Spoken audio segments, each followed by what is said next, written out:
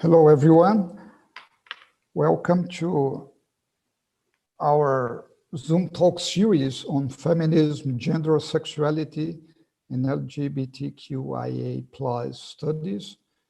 We are resuming our activities, and we are very happy to host today Professor Mary C. Rawlinson from Stony Brook University, where she's the doctoral program director. And Professor Rawlinson is also launching her latest book, The Betrayal of Substance. Professor Rawlinson has been specialized in bioethics, global health and social justice, aesthetics and philosophy of literature, Proust, contemporary French thought, and of course, Hegel. She's been the author of The Betrayal of Substance, Death, Literature, and Sexual Difference in Hegel's Phenomenology of Spirit, which just came out at Columbia University Press, and Just Life, Bioethics, and the Future of Sexual Difference, the same publisher. She's been the co-editor or editor of the Routledge Handbook of Food Ethics, Engaging the World, Thinking After Irigaray, Global Food, Global Justice, Labor and Global Justice, Thinking with Irigaray, The Voice of Breast Cancer in Medicine and Bioethics, and Derrida and Feminism. Professor Rawlinson has edited 5 issues of the prestigious Journal of Medicine and Philosophy, including a very special issue, a memorable issue, on Foucault and the Philosophy of Medicine, The Future of Psychiatry in Feminist Bioethics. Her publications include articles on Hegel, Proust, literature and ethics, food justice, the ethics of tourism, bioethics, the critique of rights, and contemporary French philosophy. Professor Rawlinson was the founding editor of the International Journal of Feminist Approaches to Bioethics and the co-founder and co-director of the Irigaray Circle. All the links to these publications and organizations are made available on the ad at Facebook, Twitter, and Instagram. She's an affiliated faculty in comparative literature, the Women's Gender Studies program, Art History in the College of Business at Stony Brook. In 2016, Professor Rawlinson received the Dean's Award for Excellence in Mentoring Graduate Students. In 2018, Professor Rawlinson was appointed Senior Visiting Research Fellow, Institute for Advanced Studies, University College, London. Just to point to 3 interesting recent articles relating to sexuality studies. We may mention Women's Work Ethics, Home Cooking, and the Sexual Politics of Food, Game Change Philosophy After Irigaray, and Biopolitics, Bioethics, and the Capitalization of Female Bodies. Well, Professor Rawlinson, welcome, and thank you very much for your kind acceptance of our invitation. We are very, very thrilled and excited to see you here and to hear you now. Thank you. Thank you, Nita, for that very kind introduction and for this lovely invitation. I'm really honored to be here. And I want to thank Camilla.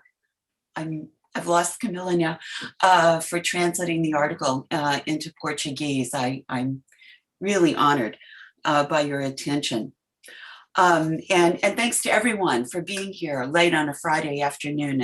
It's wonderful to see so many of you from so many different places. That's the one good thing about Zoom, that we can be in many different places and yet meet here, at least in this somewhat thin medium.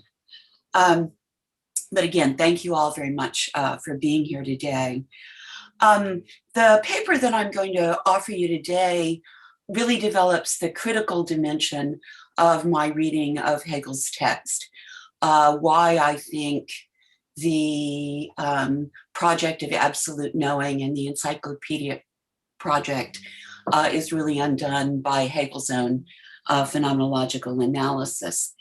So I just wanted to begin by saying, because I know Jen Carter is here, and Jen is one of our former PhD students who now teaches at Stony Brook. And she said to me on more than one occasion, I can never tell if you're for him or against him. Are you for him or against him? And so on the one hand, I find Hegel an indispensable resource. I couldn't do anything I do in philosophy without drawing on that fund.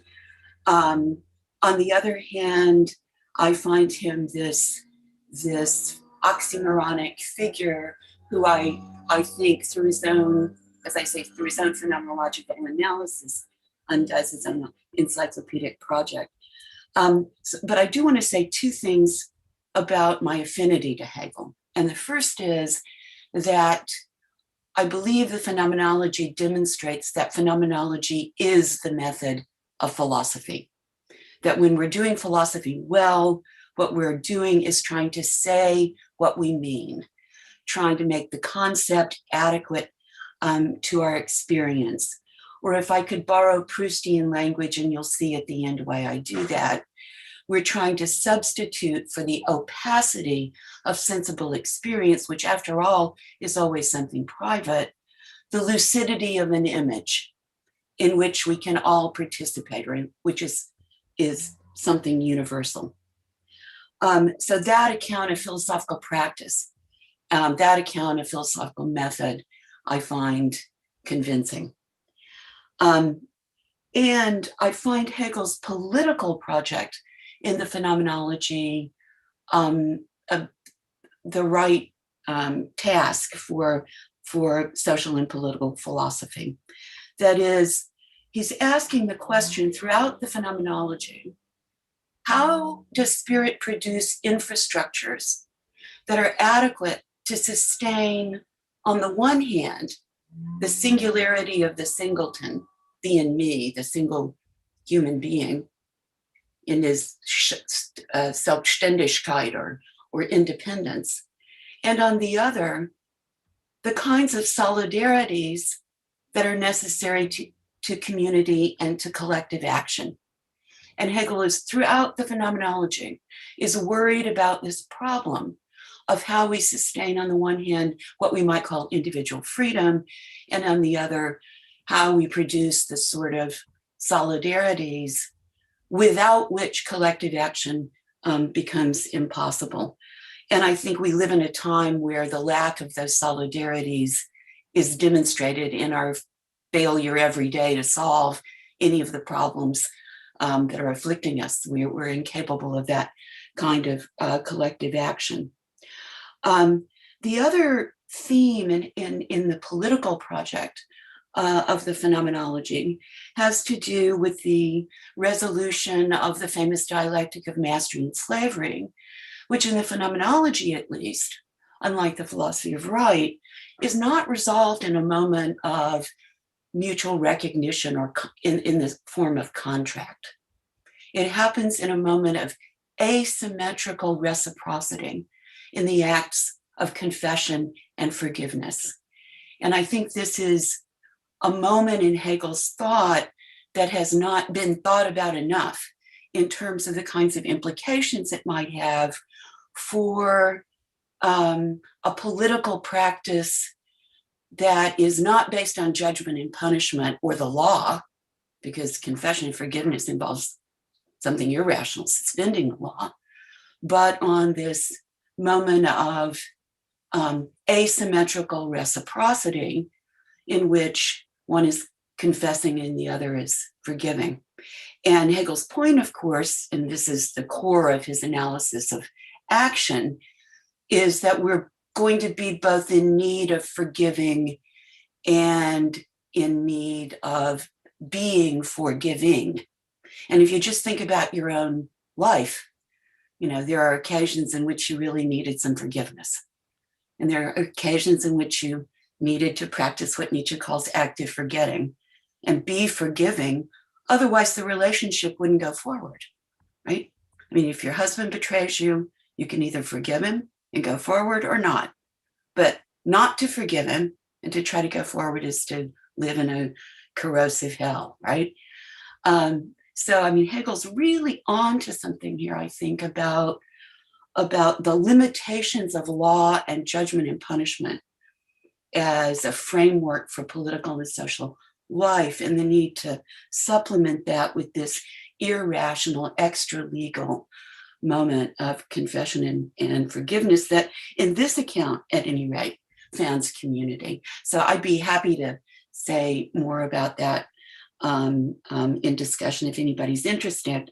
But today I'm going to focus on my critique of the idea of absolute knowing and of really the whole encyclopedic project, which I want to argue in some is undermined by his own phenomenological analyses.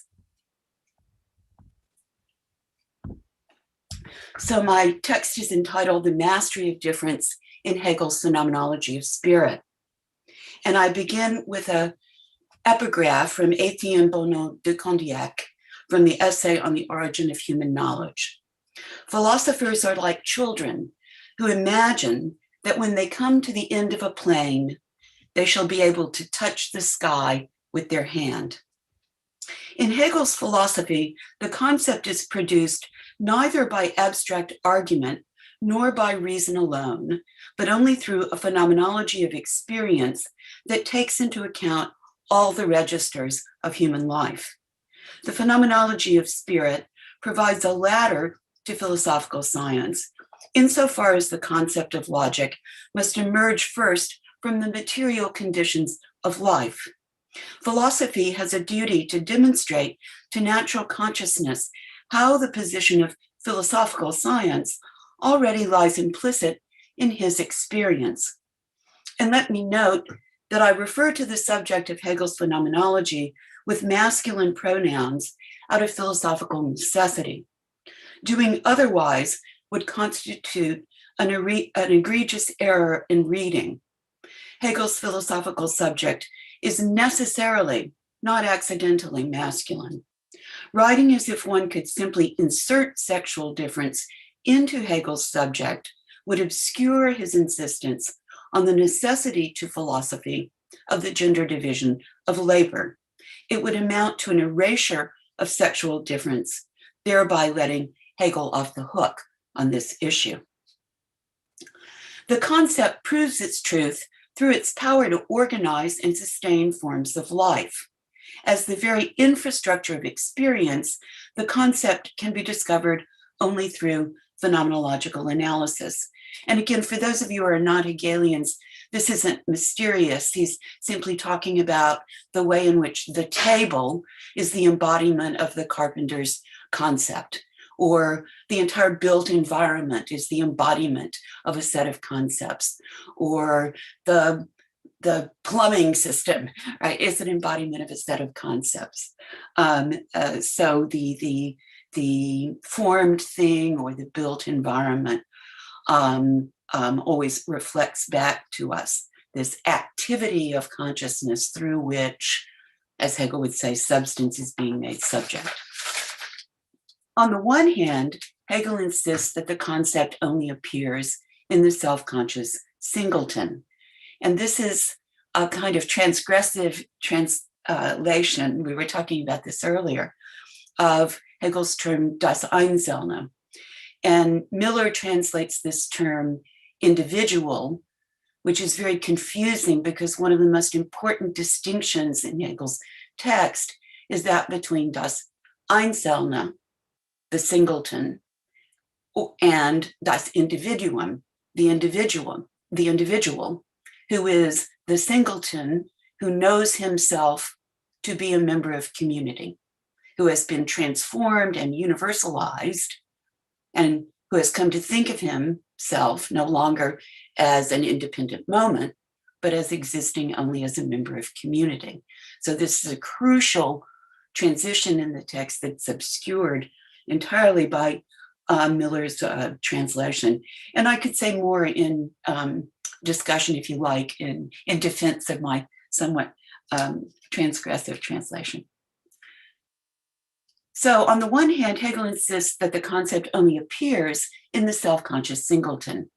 The truth is not only the result, but also, quote, the process by which it came about. The concept will always be marked by its emergence from life and can only be realized in the singleton's thought. While the concept must be thought as distinct from the self-conscious singleton, as surpassing the singularity of his experience, this proves to be a distinction which is no distinction. It's a phrase that recurs throughout the text. A distinction which is no distinction, as there is no other medium for the concept but that experience. Moreover, as the concept unfolds, every identity proves to be an identity in difference, always already having given way to the two that is implicit within it. This term insweiten, or as I translate it, twoing, again occurs throughout the text. Any identity immediately sunders itself so as to reveal that its truth lies in what first appeared to be its opposite. Through the phenomenological project of giving voice to experience, or attempting to say what we mean, the apparent opposite of each identity proves instead to be its essential other. The identity of the singleton himself proves to be an incommensurable difference between a changing determinate self and an I that persists through the flux of becoming. And part of my critique of absolute knowing is that it attempts to close this difference, this incommensurable difference, which Hegel makes definitive of organic being, this incommensurability between the concept and experience, or the empirical self and the I of language, is definitive here. On the other hand, Hegel's phenomenological analysis aims at, quote, that point at which knowledge need no longer go beyond itself because nothing is other to it. Phenomenology will prove to be only a propaedeutic to logic and to an encyclopedic project meant to exhaust the field of knowledge. The phenomenology sets as its goal an absolute knowing in which all difference has been surpassed and comprehended so that nothing is left behind. And pay attention to this phrase, left behind. Nothing is other to absolute knowing. It is the exceptional identity in which all difference is at once articulated and reduced. All the possible shapes or forms of human experience will have been taken up in it and accorded each one its proper place as a moment in a conceptual system of shapes. Absolute knowing may be manifest only in the self-conscious singleton, but in its master narrative, his very singularity has been reduced to a mere passing moment, surpassed in a thought that belongs to each and all. With the arrival of absolute knowing, the singleton, quote, must expect less for himself and less must be expected of him. Absolute knowing only comes on the scene, Hegel insists, at the time that is ripe to receive it. At that moment in human history, when all the possible shapes and forms of life have already been articulated in experience and stand ready to be reflected in thought. The appearance of absolute knowing marks the end of history and the end of art, insofar as it reflects the completed system of shapes that comprise human experience. There will be more history and more art, but these domains are no longer philosophically interesting as they can offer no conceptual novelty. They can yield only a repetition of the essential forms already reflected in the completed whole of absolute knowing. In absolute knowing, the concept is grasped so as to annul time itself. He speaks of erasing time. Absolute knowing inaugurates the project of logic, whereby the concept is to be thought as such, apart from its materialization, and in its pure conceptuality. Hegel then would write with both hands. On the one hand, he insists on the materiality of the concept as an infrastructure of life, on the singleton as the site of its realization, and on the ineluctable sundering of any identity into the two that constitutes it. On the other hand, he aims at the purified concept of a science of logic beyond phenomenology, the science of experience. He aims at a thinking in which singularity has been erased, and he means to install an identity in which difference has been comprehended, quote, so that nothing is other to it. Three dangling threads refuse to be woven into the completed fabric of absolute knowing. Sexual difference, the mortality of the singleton, which differentiates him as this one and not the others, and the differences of style in art and literature each resist Hegel's attempt to knit them up. Perhaps these differences entangle the writing hands so that the seams of absolute knowing cannot be sewn closed and remain indefinitely unfinished. Perhaps the attempt to purify the concept and pulverize singularity, these are Hegel's terms, he uses very violent language in this attempt to transform substance into subject. Perhaps the attempt to purify the concept and pulverize singularity remains tangled in the threads of these three recalcitrant differences. So first, sexual difference.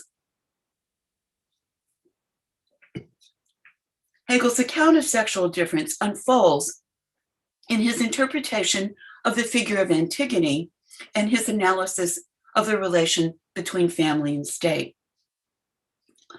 Feminist readings of Hegel typically misread him on two counts, and I have in mind particularly here Judith Butler, Patricia Mills, and Sheila Ben-Abi, but this is typical of feminist readings of Hegel. So feminist readings typically misread Hegel on two counts. First, they completely miss the heroic role of Antigone in Hegel's text as the avatar of spirit, who inaugurates the critique of the moral insolence of reason. Far from siding with the state against Antigone, as feminist commentators suggest, Hegel insists on the legitimacy of Antigone's claim. She represents the way in which ethical obligation and even moral law depend not on a test of reason, but instead emerge out of the immediacy of human relationships, where each is claimed by the right. As sister, mother, daughter, the singleton always already finds herself in relations of obligation before the intervention of reason.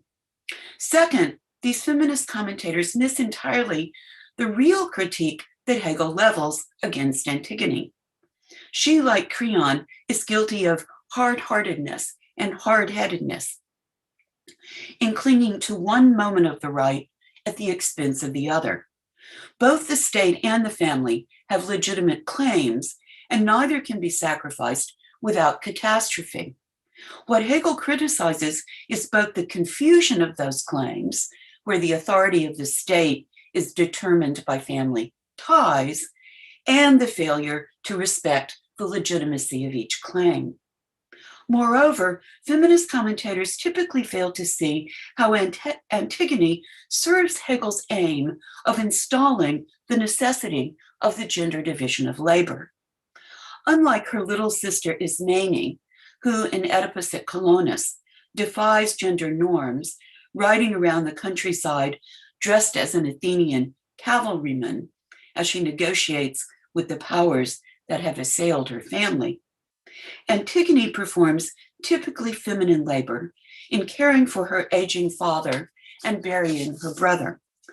Hardly a feminist heroine, she reinforces the logic of fraternity and the gender division of labor. The gender division of labor is necessary, Hegel argues, for two reasons. First, it is practically required, because only if women tend the body will men be free for the discursive pursuits of science, politics, and philosophy.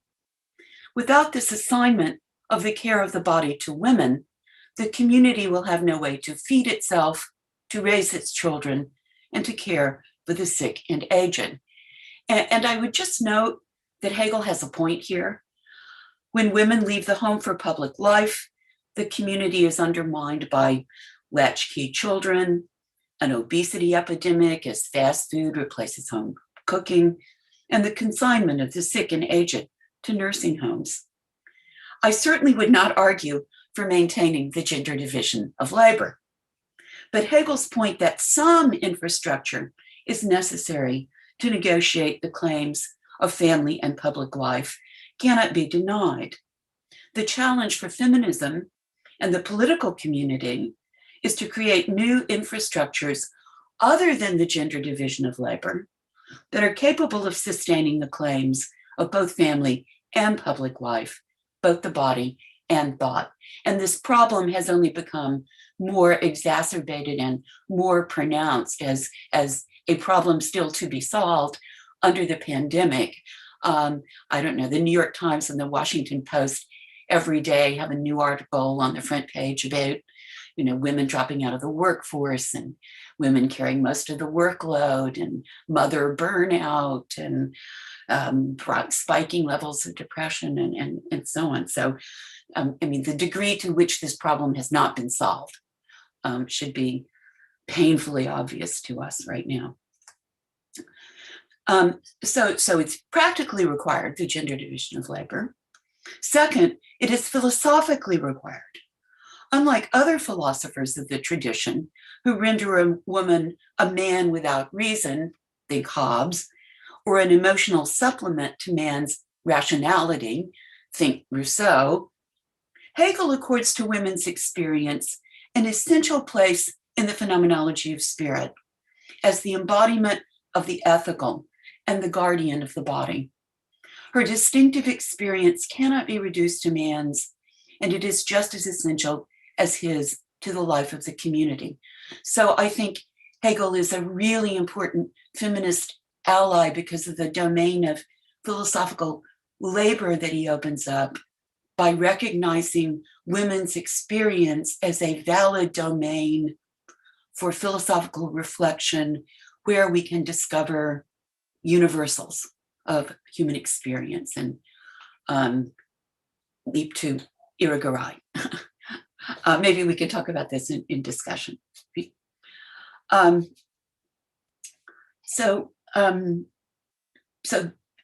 that sense, I see Hegel as an important philosophical ally, but it's only women's assignment to the care of the body and her exclusion from the distinctive pursuit of philosophy that prevents this irreducible difference from undermining the aim of absolute knowing. If women's experience is not just, a shadow of man's or an approximation of man's, or if it has some distinctive validity that's philosophically important, some distinctive validity in its own right that's philosophically important, then there are at least two narratives of human experience. And so woman has to be left behind in the family so that difference, the difference of sexual difference, may not mark the master narrative.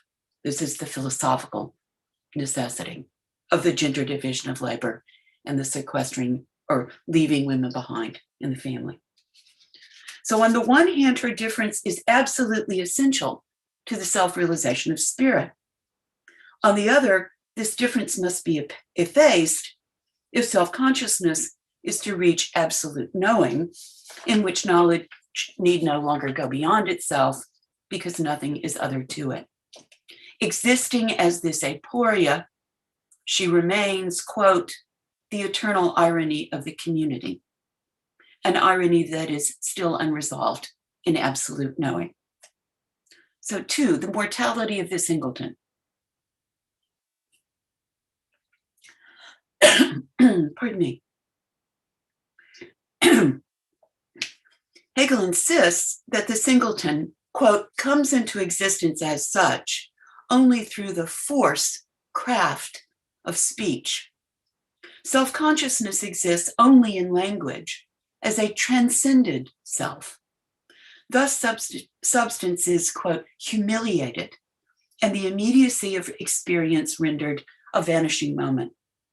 Only language can embody the identity of the pure universal I with the particularity of the singleton in the flux of becoming. And you might think here of Derrida's analysis of the way in which my death is structurally necessary to saying I. So if I say I'm going to town, that makes sense only because I can be displaced from that subjective position. And another speaker could repeat that phrase and repeats it in hearing it, and it makes sense. Only because of that phenomenon of displacement. So just as the now preserves itself, so we have this difference then between the pure universal I of language and the particularity of the singleton in the flux of becoming. Just as the now preserves itself as the form of experience through the negation of determinate nows in the first moment of sense certainty, so too the pure I of language and the concept maintains itself through the negation of the determinate contents that distinguish the singleton as this one. The logic of appearance, quote, the arising and passing away that never arises or passes away, turns out to be the truth of self-consciousness, who exists only as this vanishing. Hegel means to leave behind, is that phrase again, leave behind the substance of the singleton by transforming him into a linguistic being who exists only as something conceptual or as thought.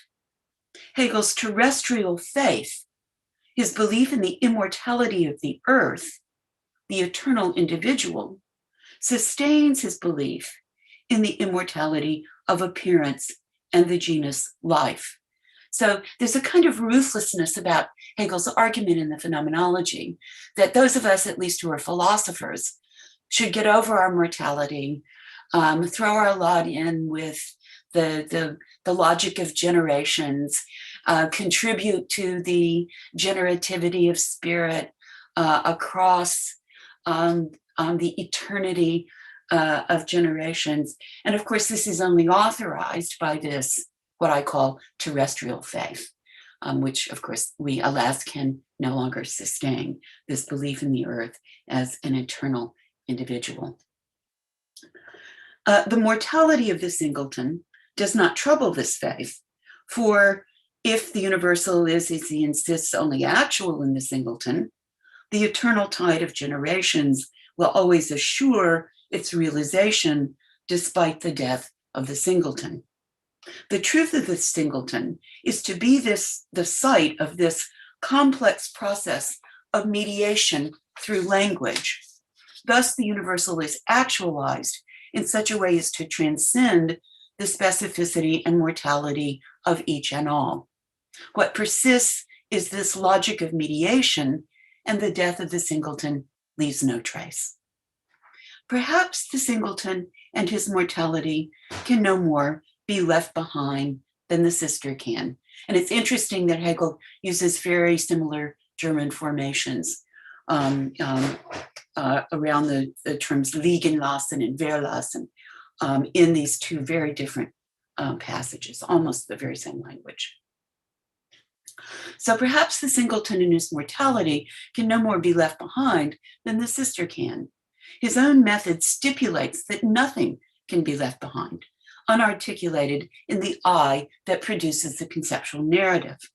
Perhaps the irreducible specificity of mortal life, for the reality of death is always my death and never an abstraction, resists and always exceeds the grasp of the concept. And I want to remind you here of a passage from Lev Tolstoy's short story, The Death of Ivan Ilyich. And this is at the moment when Ivan Illich has we've gone from the opening sentence, they were all healthy, to the moment where Ivan Illich realizes that indeed he is going to die.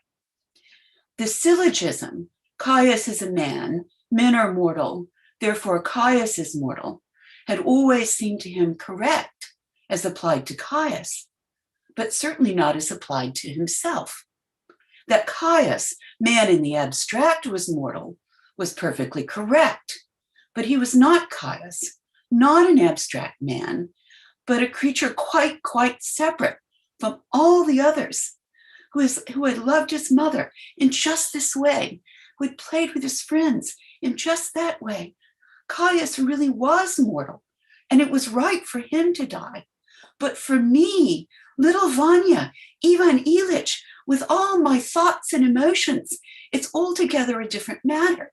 It cannot be that I ought to die. That would be too terrible.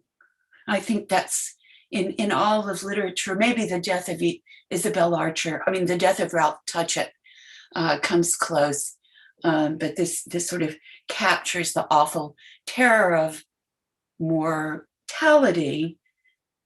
And Hegel's given us an account of in the phenomenology of the very elaborate measures and elaborate institutional structures and practices and belief structures that humans produce in order to manage this terror, in order to domesticate it. And we could talk more about that, but we philosophers should know better. We should be able to look death in the face. In fact, we are enjoined to do that throughout the book.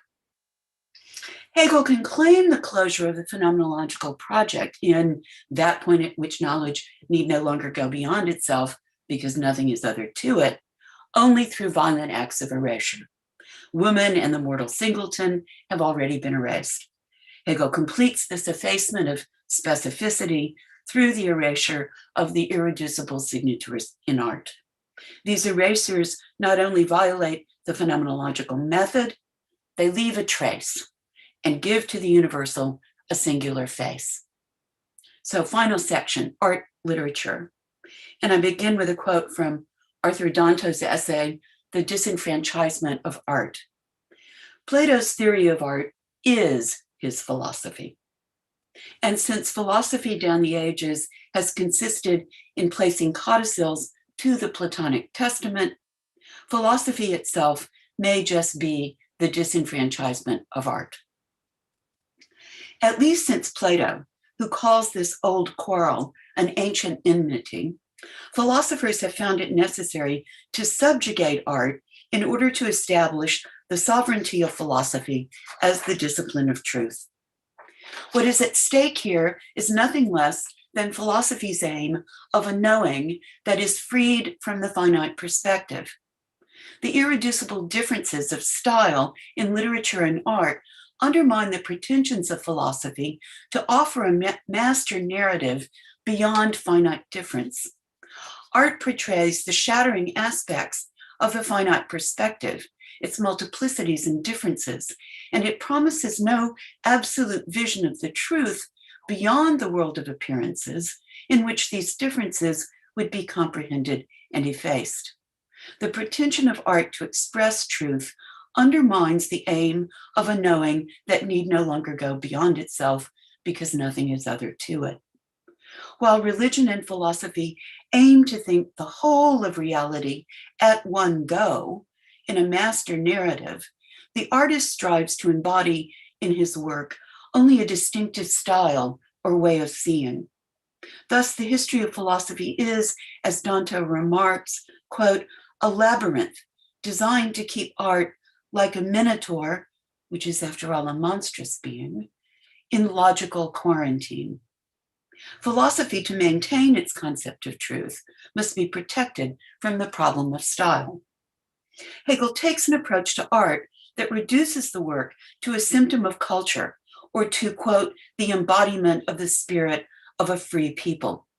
A work of art is a conscious production made by human hands, he insists. However, in creating his work, the artist has, quote, depersonalized himself. Quote, to himself as a particular singleton, he gave in his work no actual existence.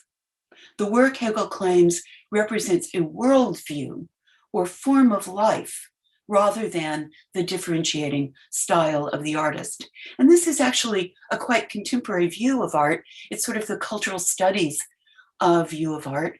Or if you read Foucault on Les Meninas or Stravinsky on the Oath of the Horatii and the Emblems of Reason, this is exactly the approach that they take to those paintings. They have absolutely nothing to say about the painterly qualities of the painting. They're simply emblems for the classical era, or an emblem for the revolutionary era. So here, and in his aesthetics too, Hegel reduces the work to an instance of a general form. Works are subsumed under the general categories of the symbolic, the classical, and the romantic. A hierarchy of arts is established in which the self-conscious linguistic art of literature surpasses the unconscious, inarticulate spirit of the plastic arts of sculpture and painting. Nothing new there.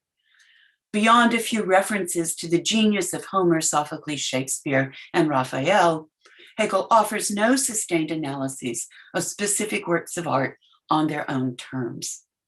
Moreover, though in the preface to the Phenomenology, Hegel acknowledges the dependency of philosophy on the technology of the book, he makes no mention of it in this discussion of art and literature. As the book circulates, it creates for itself a community of readers, transforming what was first the thought of the author alone into something universal. Just as the results of a scientist's experiment remain his alone until confirmed by the experiments of other scientists, so too the author's truth remains particular until universalized across a community of readers. In claiming for philosophy an absolute knowing, Hegel would erase or leave behind the specificity of its conditions of emergence and the specificity of its narrative, thereby violating his own admonition that the truth is not the result alone, but the result and the process by which it came about. Hegel writes as if he were styleless, or the 0 degree of style, as if he could erase his own authorship and leave behind a book that was nothing but the anonymous self-articulation of spirit. A genuine phenomenology of aesthetic experience, however, discovers joy and truth precisely in the differences between Vermeer and Rembrandt, Mozart and Beethoven, differences that cannot be subsumed in or predicted by any general form, which the signatures always exceed. Each name represents not only an easily recognizable style, but also a specific universal. Each name unfolds the whole of a world in a distinct way that proves its universality by creating for itself a community of adherents. Style exhibits the unity and wholeness that Hegel accorded to absolute knowing, but in a universe of differentiated styles or experiences.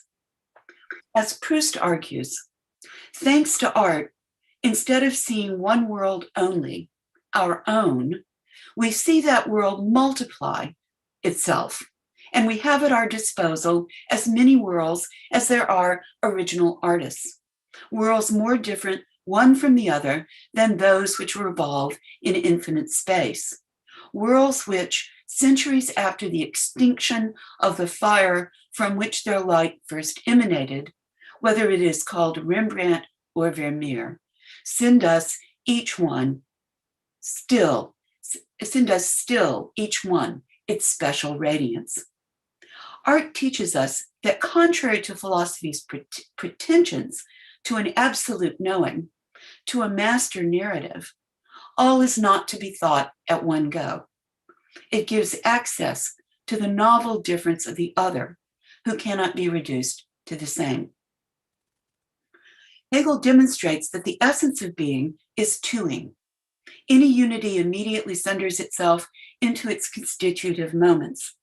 Hegel's own attempt to install absolute knowing, the one truth or master narrative, will always be undone by the sister and the irreducible two of sexual difference.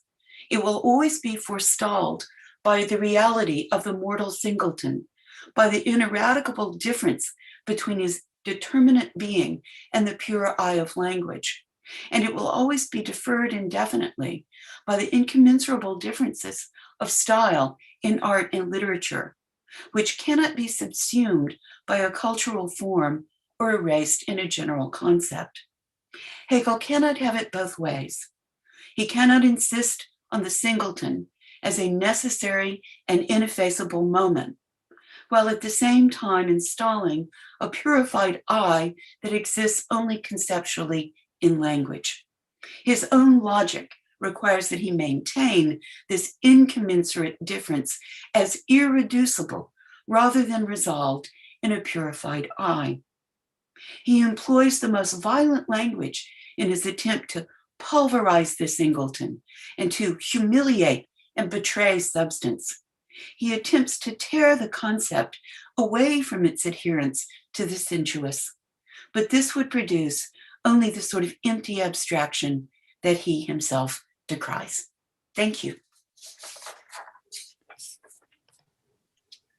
Thank you very much, Mary, for this brilliant paper, this marvelous presentation of your book, which is really a very important seminal contribution to the feminist critique of Hegel's phenomenology.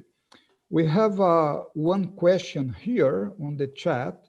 I don't know if Antonio Costa would like to ask the question, or shall I read it for Professor Rawlinson?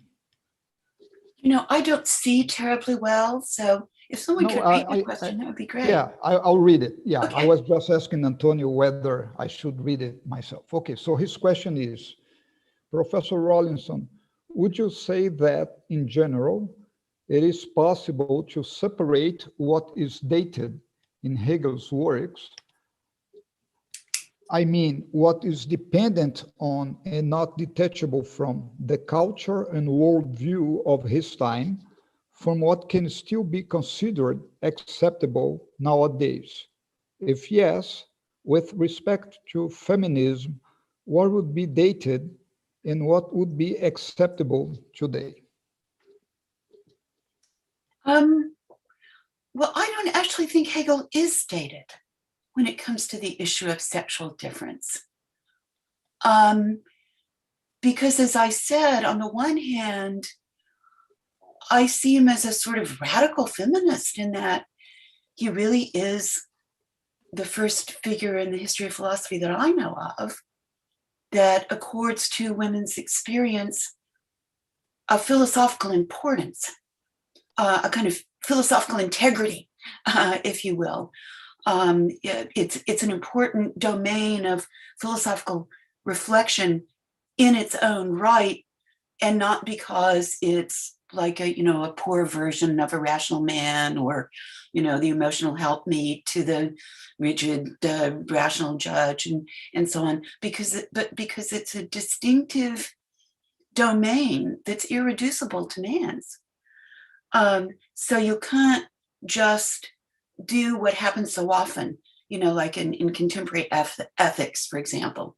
Like I know this in bioethics. I remember when feminist bioethics began to get some grip on mainstream bioethics, even well-meaning people like James Childress would say, oh, well, this is already sort of anticipated. It's just about extending the rights of man to women, right? So this is to say, well, there's really nothing to be learned, and there's nothing distinctive, philosophically speaking, about women's experience. We can just skip over that labor. But Hegel insists no, that it's actually a distinctive domain of experience where there's a lot of labor to be done. And I think we've not done enough of this labor in feminism. I mean, this is why I write about home cooking, for example. This is an ethical practice that teaches us ethical principles that we don't learn if we only, think in terms of social contract theory. So on the one hand, I don't think Hegel is dated for these reasons. On the other hand, it's as if Hegel sort of tears the fig leaf off philosophy and exposes the subjection of women for what it is, a philosophical necessity. So it's not accidental. Again, it's not as if we can just extend to women the rights of man and everything will be fine, because the subjection of women, and Hegel's absolutely ruthlessly honest about this, is both practically necessary to society and politics and philosophically necessary to sustain this fiction of the one or master narrative. So this is this wonderful oxymoronic moment in Hegel's thinking where he's such a good phenomenologist, he just can't help being honest, right? In this account of sexual difference on the one hand. On the other hand, he's committed to this metaphysical project of absolute knowing. So this difference has to be reducible. It has to be erased in absolute knowing. So I don't think it's so much a matter that Hegel's dated and just reflecting the mores of his time and all of that. It's that he exposes two really important truths. One, that the domain of women's experience is a philosophically distinct domain that requires its own philosophical reflection, and this is going to be a generational project, a mon avis.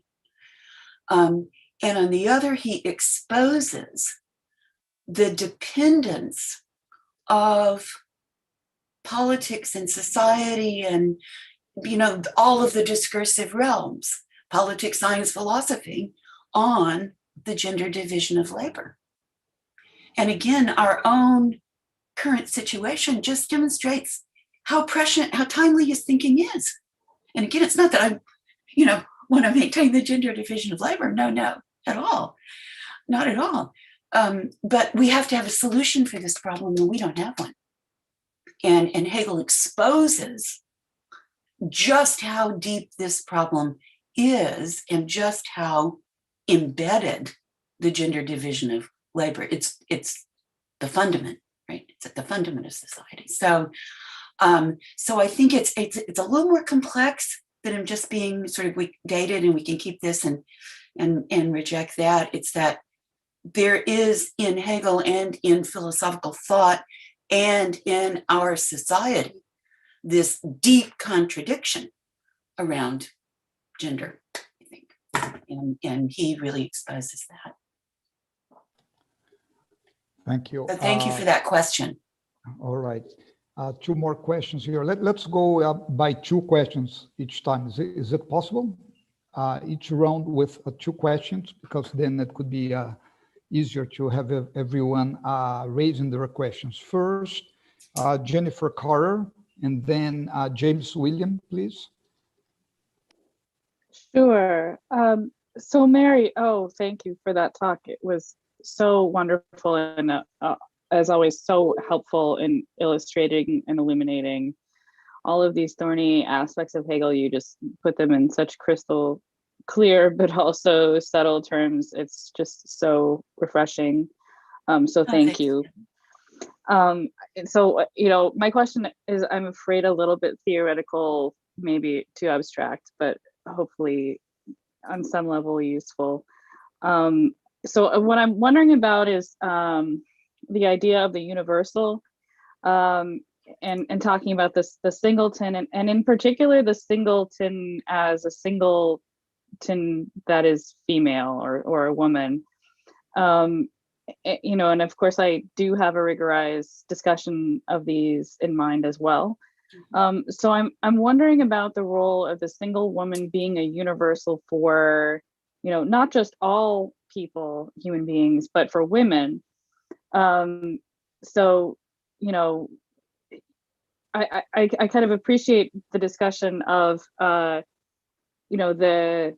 characteristics that can become a universal for everyone that are seen as specific to women, like listening or taking care of children. Those are things that every human being should be able to relate to, but can't in a society that has this absolute gender division of labor.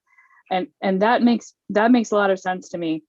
And then you're relating it to absolute knowing and having to reduce this sexual difference and gender division of labor to make a single, universal. But I'm wondering if there is room in Hegel, or if you think that there can be such a thing as a limited or a partial universal, not a universal for everyone, but a universal represented just by, say a single woman for her sex, that she becomes kind of the universal and the single example of the sex. I'm not sure. I would just, some Great question. thoughts. Thanks.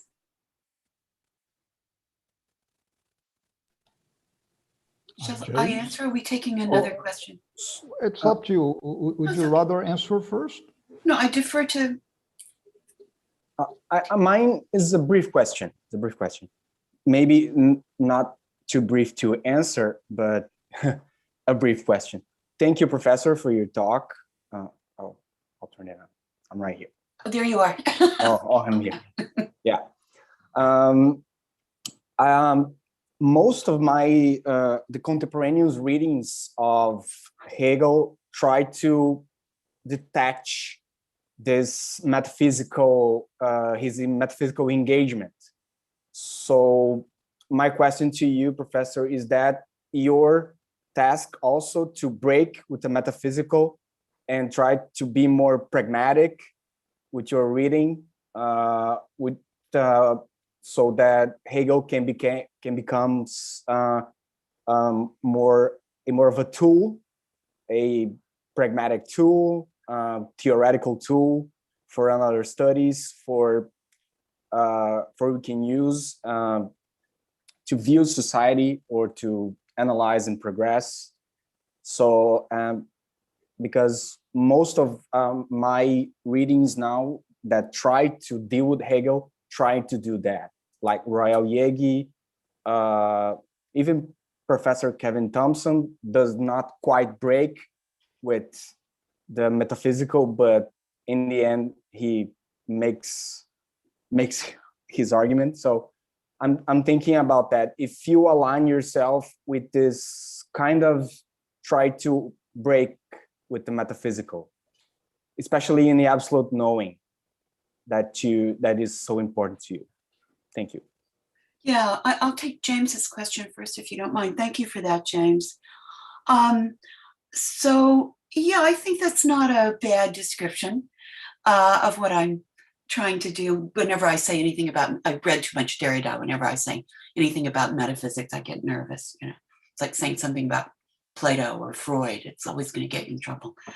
But it's interesting you bring up the term pragmatic, because I do see a lot of analogies between Hegel's phenomenology and American pragmatism. Now, I don't know enough about American pragmatism to really develop those, but I think there's this sort of focus on what works. Terry Pinkert always likes to say that when the concepts that a society is invested in cease working, there's going to be a revolution, right? So the concept in Hegel's phenomenology is very much thought as an infrastructure of life. Right from that, first moment where he's describing the work of the slave, where the thing becomes an erworbene Eigentum, not just an alien thing, but an acquired property, because it embodies his concept, his labor. But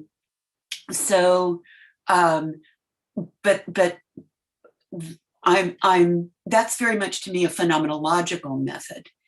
in that what we're focused on in the phenomenology is not just something pragmatic, but this very specific question of the adequacy of language to experience, or the adequacy of the concept to experience. So this is what is driving forth the analysis, this self-interrogation.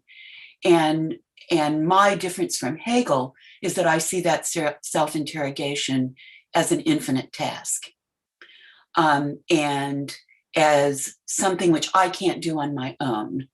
There could be no one text that would be sufficient, as it were, like a kind of Borgesian nightmare, right? But I mean, this is sort of the way the logic is presented. This is the logic, right?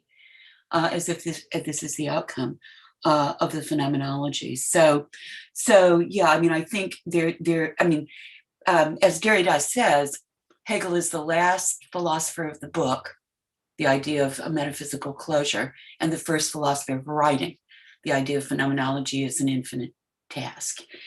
So I think he's on this, he's at this moment of rupture with respect to metaphysics, and it has everything to do with understanding the concept as an infrastructure of life, and therefore something historical.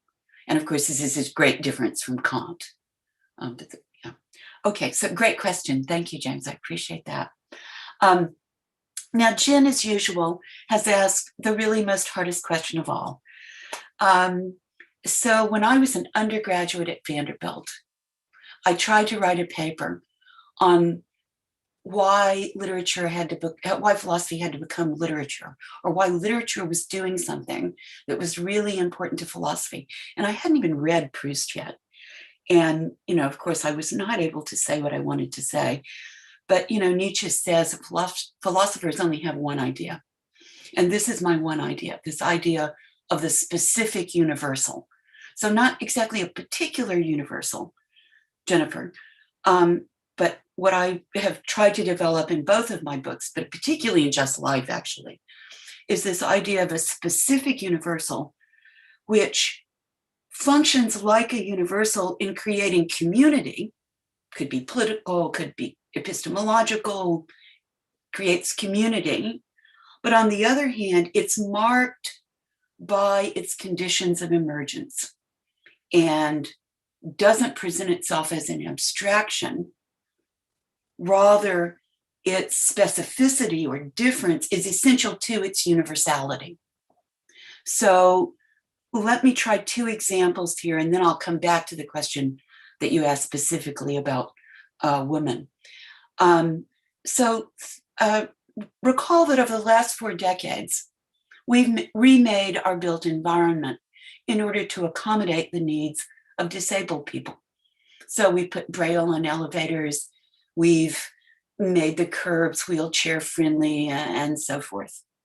And I would argue that out of this very specific experience of disabled people, we have learned something universal.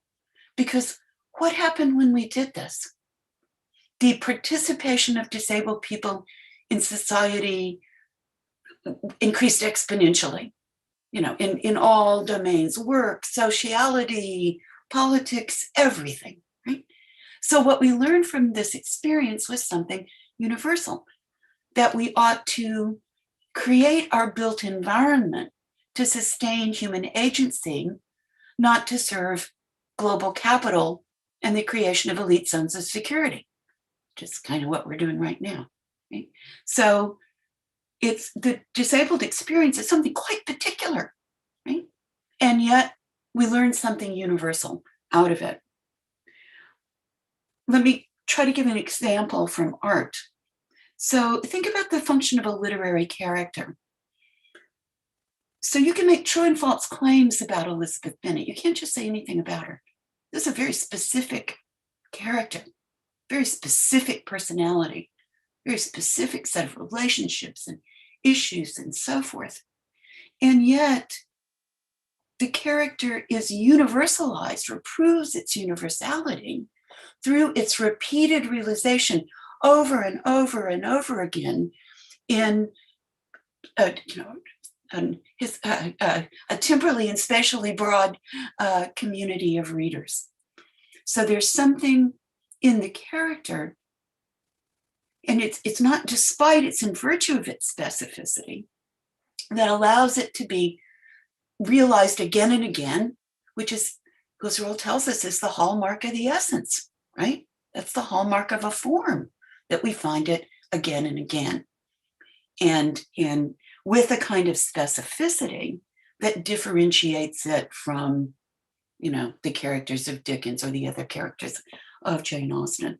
Or if we think about the relationship between Mozart and Beethoven, it's interesting, to read Stanley Rosen's book, The Classical Style, but it's not as if the result of recognizing the continuities between Haydn and Mozart is to reduce their differences.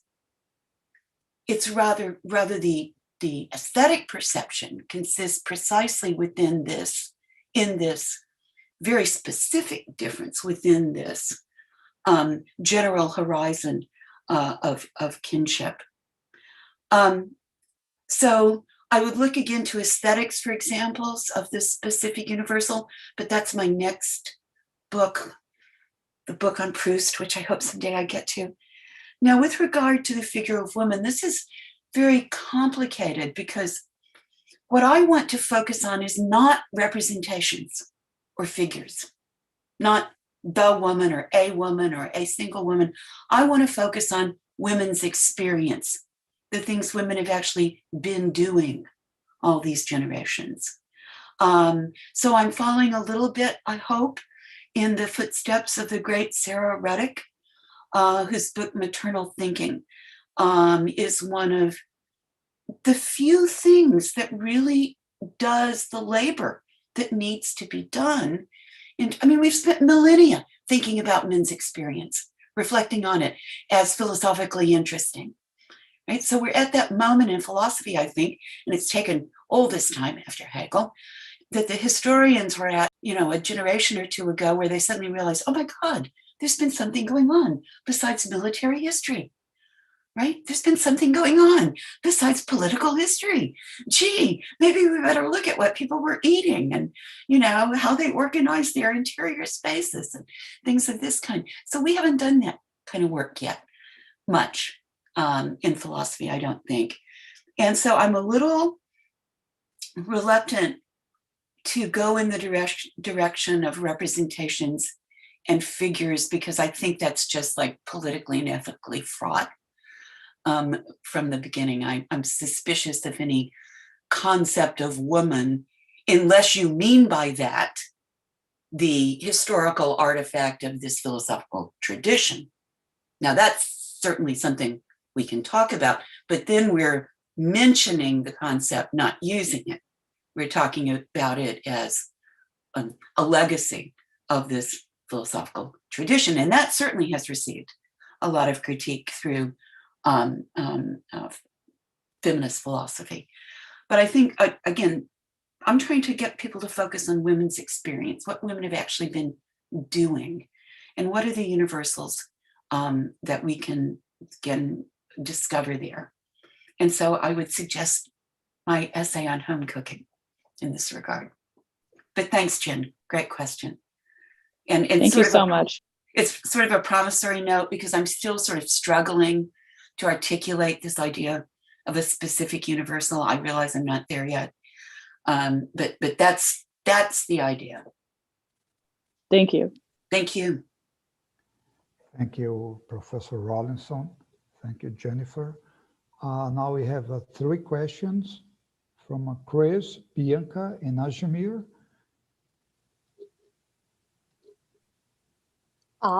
Great. Such a wonderful talk, and this is just a great way to end the semester with really kind of pondering these issues in the best possible way and through the best possible lens. So it's such great work. So just a real quick question. I was wondering if you have a theory or a diagnosis regarding why other feminist philosophers have so consistently misread Hegel on Antigone.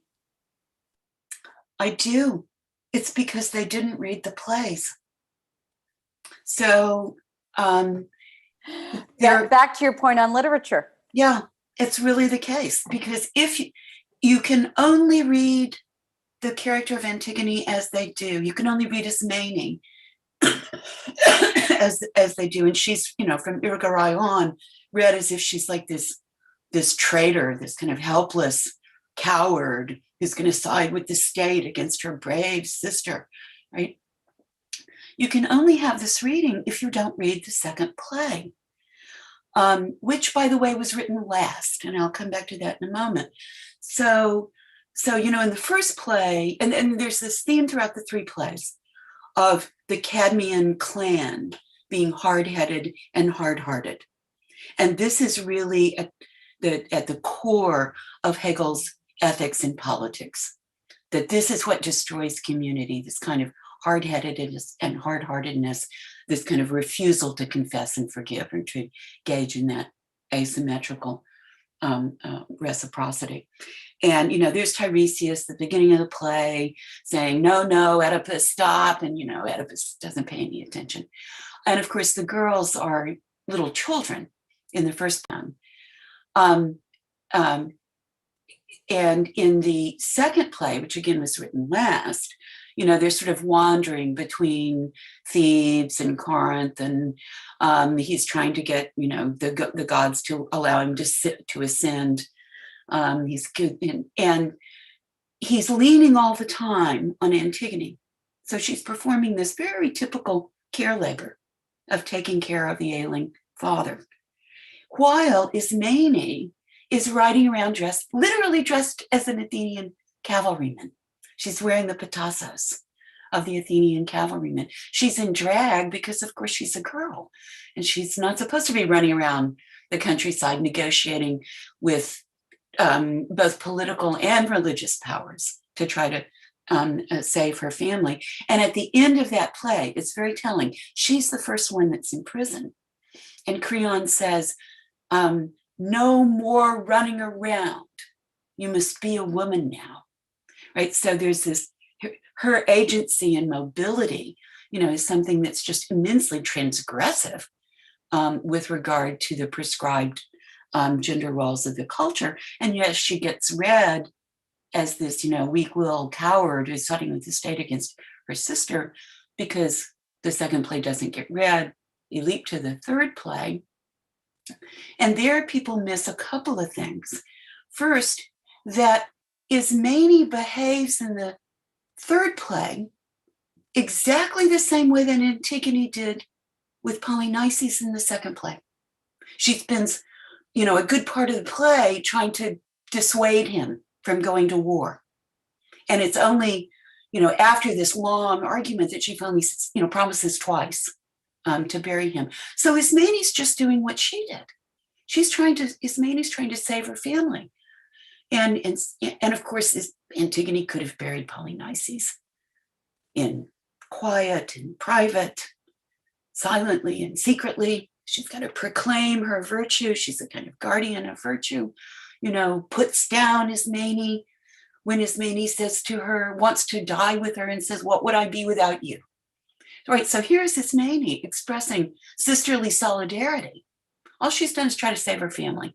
She's the one that's been gender transgressive to the very end. Even when Antigone insults her, she's generous and open and offering her sisterly solidarity. And all we get from Antigone is, you know, I'm the guardian of virtue, just the kind of hard-heartedness and one-sidedness, you know, that Hegel condemns as inimical to community. And that's what we see at the end of the play, right? That the future is dead because Antigone and Haman are dead. So there's not going to be any grandchildren in this family. So I think I think people didn't read the second play. And now here's a theory that, are there any classicists here? I'll try it. I've tried it in front of some classicists. And you know, they never say yes. They occasionally will go, So I've gotten some so that's kind of encouraging.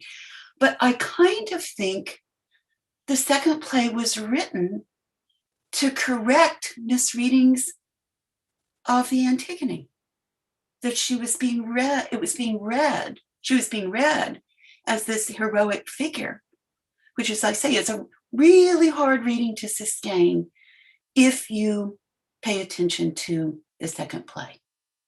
And I, in my next life, I want to be a classicist. But yeah, but that's a great question. And I think it really comes down to literature, as you said. Well, that's pretty instructive. Thank you. Thank you. Great question. Thank you, Mary. Thank you, Chris. We have two final questions from Bianca. She asked me to read it.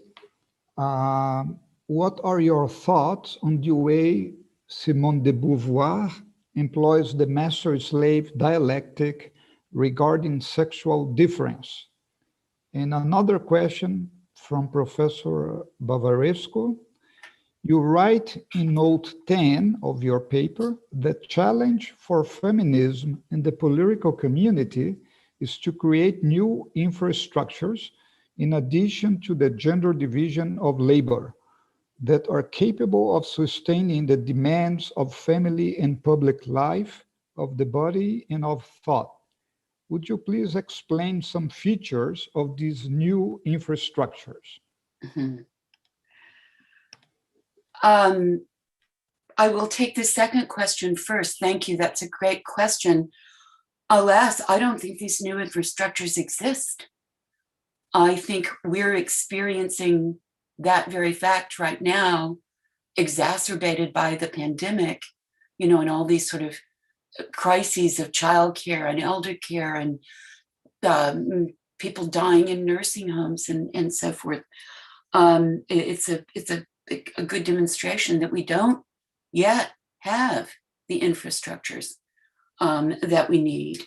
And it's not even a conversation that we're having in really honest terms, I don't think, because it's always presented, or many politicians will present this as a question of choice. Do mothers want to stay home or do they want to work? Well, most of the mothers I know don't have that choice. And most of the mothers who work can only work because there's some other mother working in their home, right? So this is an extremely complicated problem that I think in the end has to do with the fact that all these questions get answered in the end. What should we do about childcare? What should we do about family leave? But all get answered in the end as if they were budget questions.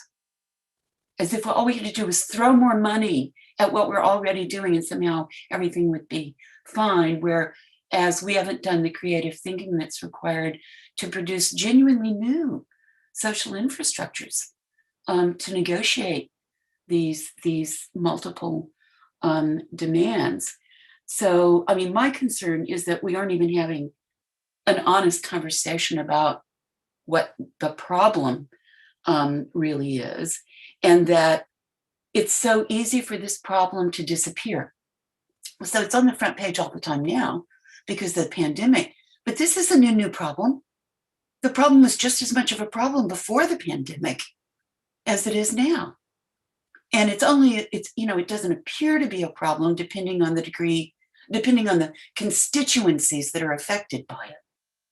So if the problem is solved by certain constituencies, then it kind of fades away. And then, but if those constituencies are by the pandemic suddenly faced with the problem, then we've got to deal with it. So, there are all these issues of gender and race and class and, migration, all these kinds of things. We'd have to have an honest conversation to be able to address this question of what new infrastructures we need. But I think, and here I'm, I suppose, really naive, Nietzsche says you must beware of the wish to be edifying. But I do think philosophy has something to offer in terms of, a kind of phenomenological reflection on what women's labor has been, and what can we learn from it, and we're not going to address this question unless we do that labor. Let me put it that way. We're not going to address this question unless we have a much better collective understanding of what women's labor actually has been in its invisibility for most of the culture. So thank you for that question. I wish I had a better answer. Next generation, your task. So Simone de Beauvoir, such a good question. Whenever I'm teaching the master-slave relation, that moment of the encounter, of the struggle unto death, I always refer to the analysis of the look in being in nothingness, where in Sartre's being in nothingness, where you're caught by the gaze of the other. And I think that's maybe the most important part of Sartre's book for the work that Simone de Beauvoir does, and it's definitely influenced by, of course, her reading of the master-slave dialectic, because her account of gender relations is all about this process of objectification. And she's very prescient, because she's talking about subject formation, long before we'd heard of Foucault. And that's really what she's talking about. Of course, Mary Wollstonecraft too anticipated all of this. Mary Wollstonecraft says if you teach women to be helpless and stupid and frail and so forth, they're going to be helpless and stupid and frail and so forth. She has both this Hegelian sense of the power of the other's gaze to objectify me, and how that sets up a whole history of power dynamics. At the same time, the way in which the subject isn't something that's given immediately. Kant sort of writes as if we all just spring full blown from the head of Zeus, as fully constituted rational subjects. Well, that's not the account that Hegel gives us in the phenomenology of human experience. So it's very much an account of the practices and activities and institutions and relationships that go to produce, the modern free political subject. And so I think that's a very important part of his work for de Beauvoir too, this account of the way in which, again, he anticipates Heidegger, the human being is a being that's in question. And so there's always this task of self-formation through action that the human being is engaged in. And this is, of course, shaped by the institutions and relations and so on in which that individual is situated. So yes, very much an intimate connection, I think, between that part of Hegel's work and de Beauvoir's analysis. Well, thank you so much, Professor Rawlinson, once again, for your thank you very much. It's great conversation. Beautiful presentation. It was a wonderful Friday evening for all of us. We really hope to see each other more often. And let me wish you all a wonderful weekend and a nice week and nice end of semester. But again, Mary, thank you so much. Thank you all very much. Thank you for coming. It was a wonderful conversation. Thank you. Thank you. All right. Nita, thank you so much. Thank all your colleagues for coming. Thank you. Chris, it was great to see you. Thanks for coming. Thanks, Caleb, Emma, James, Stephanie, Louise. Louise is here. Thanks, everybody. Thank you. Take care. You too. Good weekend. Bye-bye. Bye now. Bye-bye.